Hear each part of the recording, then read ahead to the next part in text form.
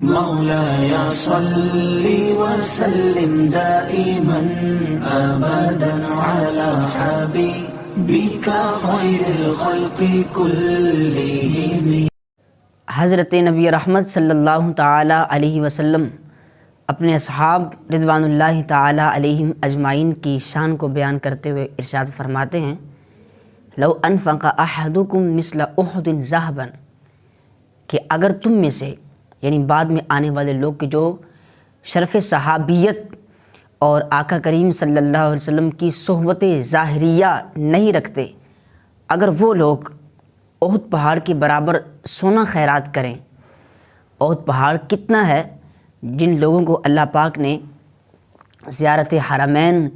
شریفین زادہ اللہ شرفاً و تعظیماً کی سعادتوں سے نوازا ہے، تو وہ جانتے ہیں کہ کئی میلوں پر پھیلا ہوا وہ پہاڑ،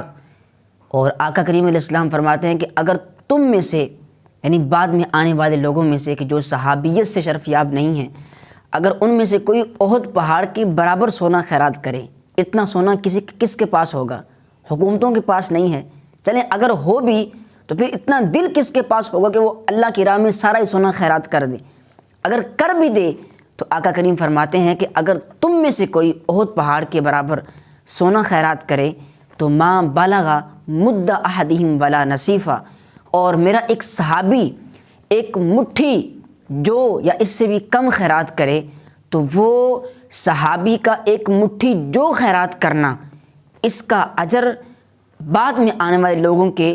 ایک احد پہاڑ کے برابر سونا خیرات کرنے سے بھی زیادہ ہے۔ یہ شرف اور یہ عزت و تکریم جو اللہ کے ہاں صحابہ کرام کو حاصل ہے، وہ کسی اور کا مقسوم اور حصہ نہیں ہے۔ یہ خاص صحبت مصطفیٰ صلی اللہ علیہ وسلم کی برکت سے اللہ پاک نے اپنے محبوب علیہ السلام کے اصحاب کو یہ مرتبہ عطا فرمایا ہے کہ ان کا تھوڑا عمل بھی بعد میں آنے والوں میں سے کثیر عمل کے برابر بھی نہیں ہو سکتا، بلکہ اس سے بھی ان کا اجر بے پناہ زیادہ ہے۔ ایک اور حدیث میں ارشاد فرمایا کہ اللہ اللہ فی اصحابی، میرے اصحاب کے بارے میں اللہ سے ڈرو، لا تتخذوہم غرضا من بعدی، اور میرے بعد ان کو اپنے اہداف کا نشانہ نہ بنا دینا۔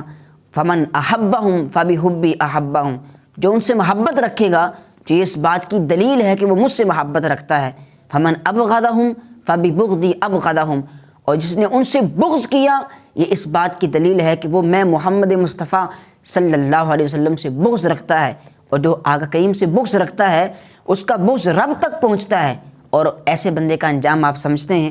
آج کے اس پرفتن دور کے اندر اصحاب رسول صلی اللہ علیہ وسلم کی عزت و تکریم کا پرچار یہ ہم اہل سنت کے لیے ایک بہت ہی اہم اور نمایاں ترین کام ہے جس کو ہم نے سر انجام دینا ہے۔ بالخصوص کاتب وحی حضرت امیر معاویہ رضی اللہ تعالی عنہ، آپ کے بارے میں بہت سے لوگ جو خود کو اہل سنت میں شمار کرتے ہیں لیکن آپ کے بارے میں نیگیٹو نظریہ رکھتے ہیں، ان کی بھی کاٹ کی جائے، اور اصحاب رسول صلی اللہ علیہ وسلم اور بالخصوص یہ جو مہینہ ہے جمادی الاخری کا، یہ حضرت صدیق اکبر رضی اللہ تعالی عنہ آپ کا